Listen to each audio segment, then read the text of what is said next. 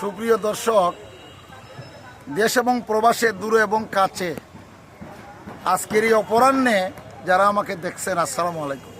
হিন্দু ভাইদের প্রতি আমার আদাব। আমি আজকে কথা বলবো চুনারঘাটের মরা নদী নিয়ে কথা বলবো। বাংলাদেশের 4টা মন্ত্রণালয়ের মন্ত্রীর দায়িত্ব যিনি পেয়েছেন, আমাদের চুনারঘাট উপজেলার গৌরব, আমার গ্রামের কৃতি সন্তান, সিলেট বিভাগের কৃতি সন্তান, একজন মন্ত্রী সাহেবের সুযোগ্য কন্যা, মন্ত্রীর মাননীয় মরহুম মন্ত্রীর সন্তান, উনিও মন্ত্রী হয়েছেন, মন্ত্রীর সন্তান মন্ত্রী, মাননীয় উপদেষ্টা সৈয়দা রিজওয়ানা হাসানের প্রতি আমার আহ্বান।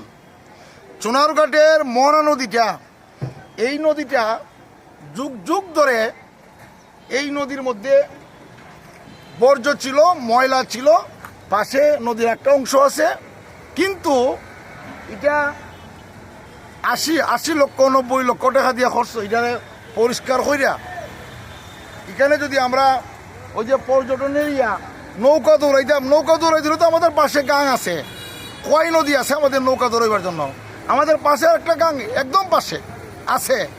কিন্তু চুনারঘাট একটা ছোট্ট একটা শহর, একবারে ছোটো স্মল টাউন চুনারঘাট টাউনটা একবারে ছোটো। এই টাউনটা বড় করতে গেলে এই নদীটা বরাট করতে হবে, একদম বরাট করাই একান্ত কাজ।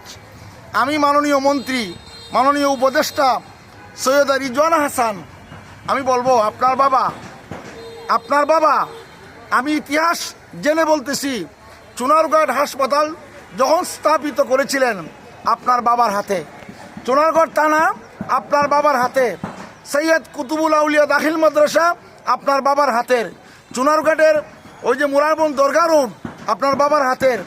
এক কথায় চুনারঘাটের বিশাল বিশাল কাজ আপনি করেছেন, আপনার বাবাই করেছেন, সৈয়দ মহিবুল হাসান মাননীয় মরহুম মন্ত্রী উনি করেছেন। তো আমি বলবো আপনি একটা স্মৃতি চুনারঘাট শহরে রেখে যাইবেন। স্মৃতিটা কোনটা দেখেন, আমি দেখাই। এই দেখেন, এই যে সিএনজি যেগুলো আছে না, বর্তমানে চুনারঘাট বাস নাই বললেই চলে, 2-4টা বাস আছে, কিন্তু সিএনজির জন্য একটা স্ট্যান্ড দরকার, মানে একটু ভালো জায়গা প্রয়োজন সিএনজি রাখার লাগিয়া।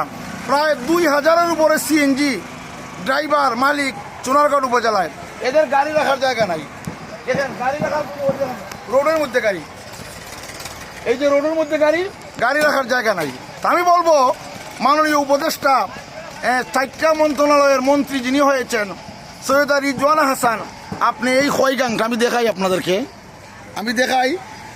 এই খয় নদীটা, এই দেখেন একদম চুনারঘাট শহরটা একবারে ছোটো, একবারে স্মল টাউন চুনারঘাট। আমি বলবো যে এই নদীটা ভরাট করলে ওই যে ব্রিজ পর্যন্ত, একটা ব্রিজ যে দেখা যায়, এই ব্রিজ পর্যন্ত এই অংশটা ভরবেন। এবং ওই যে উত্তর দিকে আমি দেখাচ্ছি, মাননীয় উপদেষ্টা মহোদয়কে দেখাচ্ছি আমি, যে